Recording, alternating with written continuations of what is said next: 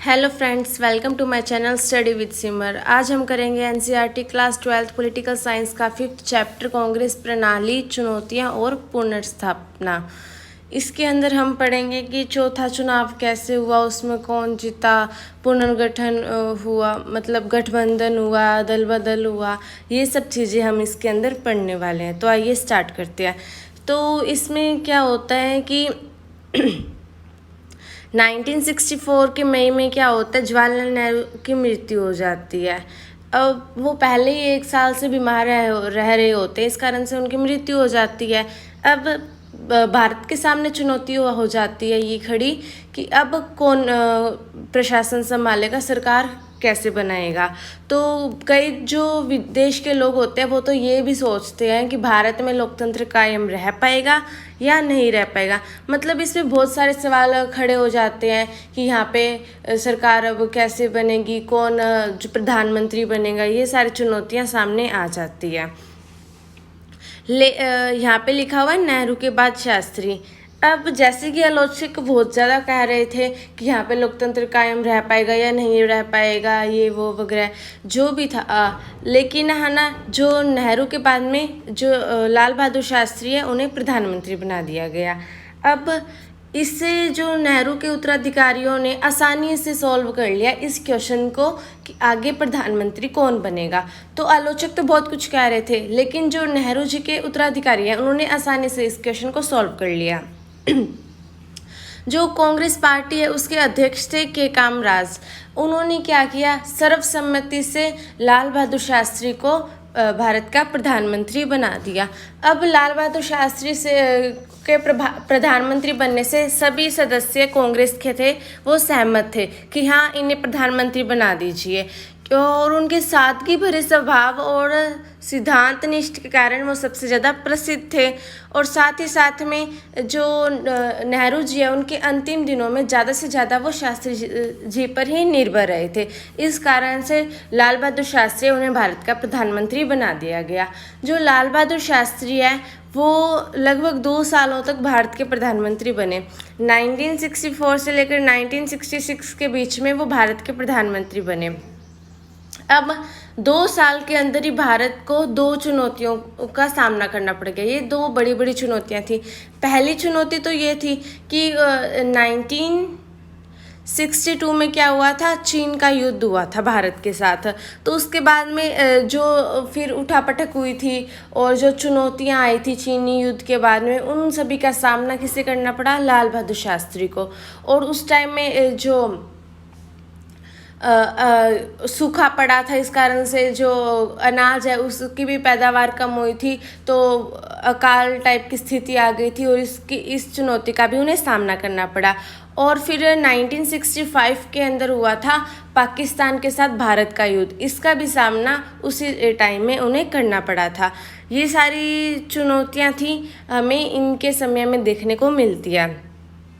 इन्होंने जय जवान जय किसान का नारा भी दिया।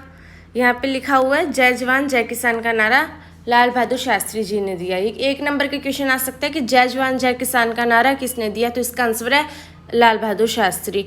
और इसके बाद में क्या हुआ, 1966 के 10 जनवरी को ताशकंद में उनकी मृत्यु हो गई। अब यहाँ पे अगर आप इसे चैप्टर नंबर 4 से कनेक्ट करें तो यहाँ पे आप देखेंगे जो पाकिस्तान के साथ भारत का युद्ध हुआ था, तो युद्ध के बाद में 1966 में ताशकंद का समझौता हुआ था। उस समझौते में लाल बहादुर शास्त्री वहाँ गए थे और पाकिस्तान के प्रधानमंत्री भी वहाँ गए थे। वहाँ पे ताशकंद के समझौते के टाइम में जब वो वहाँ गए हुए थे तब वहाँ पे उनकी मृत्यु हो गई थी। अगर आप ऐसे कनेक्ट करके देखते हैं तो आपको आसानी से याद भी हो जाता है और अच्छा मतलब कनेक्शन बन जाता है। तो ये आपको पता लगेगा कि ताशकंद में वो वहाँ पे गए थे समझौते के लिए और वहाँ पे उनकी आकस्मिक मृत्यु हो गई थी। और अब उनकी मृत्यु हो गई, अब उसके बाद में वापस से एक चुनौती आ गई कि अब कौन बनेगा प्रधानमंत्री भारत का। तो फिर पिछली बार क्या हुआ था, सभी सहमत थे कि लाल बहादुर शास्त्री को बना दिया जाए, लेकिन इस बार 2 जने आ गए। एक तो आए मोरारजी देसाई और दूसरे आए इंदिरा गांधी। और जो मोरारजी देसाई थे वो बम्बई प्रांत से चुनाव लड़े हुए थे और केंद्रीय मंत्रिमंडल में वे मंत्री पद पर रह चुके थे। और जबकि इंदिरा गांधी जो लाल बहादुर शास्त्री के टाइम में सूचना मंत्रालय का प्रभार उन्होंने संभाला था। अब ये दोनों खड़े हुए थे। थोड़े जो कांग्रेस के सदस्य थे वो मोरारजी देसाई की तरफ थे कि हाँ इन्हें प्रधानमंत्री बनाना चाहिए। थोड़े जो सदस्य थे कांग्रेस के वो इंदिरा गांधी की तरफ थे, हाँ इन्हें प्रधानमंत्री बनाना चाहिए। अब ऐसी स्थिति में क्या हुआ कि उन्होंने सोचा कि कांग्रेस के सांसद का गुप्त मतदान हो जाना चाहिए। अब जो जीत जाएगा उसे बना देंगे। अब यहाँ पे मैंने वर्ड किया है सांसद। सांसद क्या होता है? संसद के सदस्य को सांसद कहा जाता है। और यहाँ पे है कांग्रेस के सांसद को, यानी संसद के वो सदस्य को जो कांग्रेस के दल के हैं, उन सभी में चुनाव कराया जाएगा। और जिनमें से जो जीतेगा, यानी मोरारजी देसाई जीतेंगे तो उन्हें बना दिया जाएगा, यदि इंदिरा गांधी जीतेगी तो उन्हें बना दिया जाएगा। तो यहाँ पे क्या हुआ? इंदिरा गांधी जीत गई। तो इंदिरा गांधी क्या बन गए? भारत के प्रधानमंत्री। अब ये अवधि बहुत छोटी सी थी, 1 साल की अवधि थी। 1 साल की अवधि के लिए वो भारत की प्रधानमंत्री बनी। अनुभवहीन थे क्योंकि उन्हें कोई अनुभव नहीं था फिलहाल, क्योंकि 1 साल में व्यक्ति को जितना उसे चीज़ को जानने में लगता है उतने में ही 1 साल के बाद में चुनाव आने वाले थे। क्योंकि हम कहीं नए स्थान पर जाते हैं या फिर कोई नया काम करते हैं तो थोड़ा टाइम तो हमें वहाँ पे जमने में लग जाता है कि हाँ ये काम कैसे होगा, कैसे करना है, इसी में ही हमें टाइम लग जाता है। तो ऐसा ही कुछ इंदिरा गांधी के साथ में हुआ। वो 1 साल से तक की अवधि के लिए भारत के प्रधानमंत्री बने। इतनी देर में क्या हुआ? चौथे चुनाव आ गए। यानी चुनाव भारत में प्रत्येक 5 वर्ष के बाद में होते हैं। पहला चुनाव 1952 में हुआ था। उसके बाद में इस हिसाब से अगर देखा जाए तो चौथा चुनाव कब होना था? 1967 में। तो 1967 आ गया था। अब वो भारत के चौथे चुनाव होने थे। अब इसमें भी बहुत बड़ा वो था क्योंकि इन कुछ सालों में भारत ने बहुत कुछ देखने को मिला था। क्योंकि भारत में इतने बदलाव हुए, ये सब किसी को समझ में आना थोड़ा मुश्किल सा लगता है, क्योंकि इतने बदलाव इतने कम समय में होना बहुत बड़ी बात होती है। और भारत में 2 प्रधानमंत्रियों का देहांत हो गया, उसके बाद में नए प्रधानमंत्री बने। उस एक चुनाव में तीसरे वाले में इतने ज़्यादा कुछ हो गया। और साथ में क्या होता है, जो भारत के प्रधानमंत्री कम अनुभव भी माना जाता है। जो इंदिरा गांधी थे वो सिर्फ 1 साल के लिए तो बने थे, इस कारण से उन्हें कम अनुभव भी माना जाता है। और साथ में भारत को उस टाइम में बहुत सारी परिस्थितियों का सामना करना पड़ा, जैसे कि सूखा पड़ा, वहाँ पे खेती की पैदावार कम हुई, खाद्य संकट हुआ और विदेशी मुद्रा का भंडारण कम हो गया। और यहाँ पे जो सैन्य खर्च है उस पर भारी बढ़ोतरी हुई, सैन्य पे ज़्यादा खर्च लगाया गया। ये सारी चीज़ें हमें देखने को मिलती है। इस कारण से क्या हुआ, जो वहाँ पे लोग हैं देश में, उन्होंने हड़ताल और बंदी करना स्टार्ट कर दिया। वो विरोध में आके हड़ताल और बंदी करना स्टार्ट कर दिया। और यहाँ पे नीचे वाली लाइन में लिखा हुआ है कि मार्क्सवादी कम्युनिस्ट पार्टी से एक नई और पार्टी निकली, मार्क्सवादी लेनिनवादी भारतीय कम्युनिस्ट पार्टी। यहाँ पे आप देखिए पहले कौन सी थी? Communist party. उसके बाद में जो पार्टी निकली वो कौन सी थी? मार्क्सवादी कम्युनिस्ट पार्टी। अब मार्क्सवादी कम्युनिस्ट पार्टी में से भी एक पार्टी निकली है मार्क्सवादी लेनिनवादी भारतीय कम्युनिस्ट पार्टी। मतलब एक पार्टी से आगे दूसरी पार्टी निकली, दूसरी पार्टी से आगे तीसरी पार्टी, मतलब ऐसे पार्टी बनती जा रही थी इसके अंदर। आगे यहाँ पे लिखा हुआ है गैर कांग्रेसवाद। अब ये गैर कांग्रेसवाद क्या है ये भी हमें देखने को मिलेगा। अब इसके अंदर ये लिखा हुआ है कि जो गैर कांग्रेस के सदस्य लोग थे, गैर कांग्रेसी के दल थे, यानी कांग्रेस को छोड़ के बाकी जितने भी दल थे, उन्हें ये पता चला, उन्हें ये महसूस हुआ कि अब वो सारे अलग अलग हैं। इस कारण से उनके वोट बंट जाते हैं। अगर वो एक साथ होंगे तो उनके सारे वोट जुड़ जाएंगे। जुड़ने से क्या होगा, कांग्रेस के बराबर वोट हासिल कर लेंगे या फिर कांग्रेस से ज़्यादा वोट हासिल कर लेंगे, जिस कारण से वो अपनी सत्ता बना सकते हैं। ये मैं आपको और क्लियरली समझा देती हूँ। अब देखिए, कांग्रेस है एक और दूसरे सदस्य माने 1 2 3, मतलब दूसरी पार्टी मान लो 5 पार्टी। वैसे उस टाइम मेरे को नहीं पता कितनी थी, एक एग्जाम्पल के लिए मान रही हूँ 5 पार्टी कांग्रेस के अलावा। अब कांग्रेस को कितनी सीटें मिल रही थी? पहले 3 चुनाव के अंदर 360 प्लस सीटें मिल रही थी लोकसभा के अंदर। और जो ये 5 पार्टी हैं उनको मान लो किसी को 1 सीट मिल गई, किसी को 10 सीट मिल गई, किसी को 20 मिल गई, मतलब इस टाइप से मिल रही थी, किसी को 40 मिल गई, मतलब इस टाइप से सीटें मिल रही थी। अब इन सभी ने सोचा कि हमें ऐसे ना करके हम सभी को एक साथ मिल जाना चाहिए। ये सारे एक साथ मिल गए। अब इनकी जो सारी सीटें हैं, सारे मतदान हैं, वो आपस में जुड़ जाएंगे।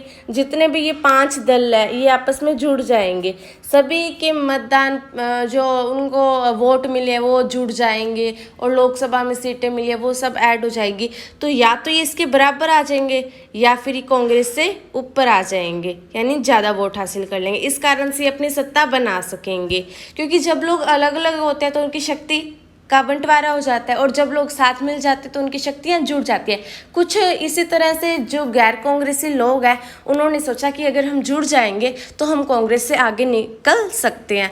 और साथ में उन्होंने ये भी देखा कि जो इंदिरा गांधी है वो अनुभवहीन है, अभी तक उन्हें पूर्ण अनुभव नहीं हुआ है। इसका भी उन्होंने बहुत फ़ायदा उठाया और इसी चीज़ को क्या कहा जाता है? गैर कांग्रेसवाद।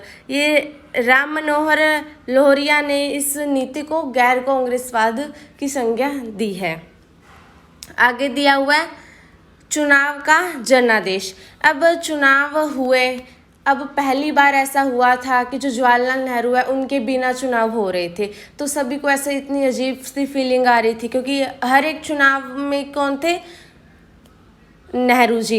लेकिन इस बार क्या हुआ था? नेहरू जी चुनाव में नहीं थे, तो हर किसी में अलग अलग फीलिंग आ रही थी कि वो नहीं है। और इस बार कांग्रेस को बहुत बड़ा झटका भी लगा, क्योंकि क्या हुआ, पहले 3 चुनावों में क्या हुआ, कांग्रेस को लोकसभा में कितनी सीटें मिल रही थी? 360 प्लस सीटें मिल रही थी, यानी 360 से ऊपर ही सीटें मिली थी। किसी को 10 मिल गई और बाकी किसी को कम, मतलब सभी को कम मिल रही थी, बस कांग्रेस को 360 प्लस मिली थी। लेकिन इस बार क्या हुआ, कांग्रेस को बहुत बड़ा झटका लगा, क्योंकि कांग्रेस को पहले तो 360 सीटें मिलती आ रही थी, लेकिन इस बार क्या हुआ था, कांग्रेस को बहुत कम सीटें मिली थी। बस लोकसभा में बहुमत तो मिल गया था, लेकिन उसे सीटें बहुत कम मिली थी। सीटों की संख्या में भारी गिरावट आ गई थी, उससे इतने कम वोट मिले थे और मतलब ज़्यादा वोट भी नहीं मिले और ज़्यादा सीटें भी नहीं मिली, बस बहुमत मिल गया। और बहुत सारे जो नेता थे वो हार चुके थे, जो पहले से जीतते आ रहे थे वो भी इस बार हार चुके थे। जैसे कि तमिलनाडु में कामराज है, महाराष्ट्र के SK पाटिल है और ये वेस्ट बंगाल के अतुल्य घोष हैं, ये सारे इस बार हार चुके थे। तो इस बार बहुत बड़ा झटका देखने को मिला था, क्योंकि जो हमेशा से जीतता आ रहा था वो इस बार हार चुका था। और यहाँ पे लिखा हुआ है कि 9 राज्य ऐसे थे जिनमें कांग्रेस को मतलब जहाँ पे कांग्रेस को बहुमत बिल्कुल नहीं मिला। 9 राज्यों की संख्या मतलब नाम यहाँ पे दिए हुए हैं। पंजाब है, हरियाणा है, उत्तर प्रदेश है, मध्य प्रदेश है, बिहार है, पश्चिम बंगाल, उड़ीसा, मद्रास, केरल, ये सारे वो 9 राज्य हैं जहाँ पे कांग्रेस को बहुमत नहीं मिला। हर इन सभी राज्यों में किसी और दल को तो बहुमत मिल गया, कांग्रेस को बहुमत यहाँ पे नहीं मिल पाया। आगे यहाँ पे लिखा हुआ है गठबंधन। गठबंधन से हम सभी परिचित है। गठबंधन यहाँ पे राजनीति के लिए उपयोग किया जाता है। जब 2 दल आपस में मिलकर अब सरकार बना लेते हैं, हम उसके लिए एक वर्ड को यूज़ करते हैं, उससे कहा जाता है गठबंधन। तो जैसा कि मैंने आपको पहले बताया था कि गैर कांग्रेसवाद, उसमें क्या हुआ था, बहुत सारे दल थे जो कांग्रेस से अलग थे, वो आपस में मिल गए थे और उससे गैर कांग्रेसवाद कहा गया। अब वो मिल गए तो उसी हिसाब से गठबंधन की स्थिति उत्पन्न हुई। तो मतलब लगभग हर राज्य में गठबंधन की स्थिति उत्पन्न हुई, क्योंकि किसी को भी ना किसी भी पार्टी को बहुमत तो मिला नहीं था। इस कारण से जो सरकार बनी वो गठबंधन की सरकार बनी थी। और यहाँ पे इसके एग्जाम्पल भी दिए हुए हैं, बिहार है और जो पंजाब है, यहाँ गठबंधन की सरकार बन गई। आगे दिया हुआ है दल बदल। अब दल बदल 1967 के चुनाव में एक खास बात थी दल बदल की। अब ये दल बदल क्या चीज़ है ये मैं आपको समझा देती हूँ। अब कोई जनप्रतिनिधि है, वो किसी खास दल से खड़ा होता, किसी खास पार्टी से खड़ा होता और वो उसका चुनाव चिन्ह ले लेता, और जब वो जीत जाता तो वो उस पार्टी को छोड़ देता और दूसरी पार्टी के अंदर चला जाता। अब मैं वापस से यहाँ पे जो वर्ड लिखी हुई है, वर्डिंग है, मैं उसे आपको दोहरा देती हूँ, बता देती हूँ।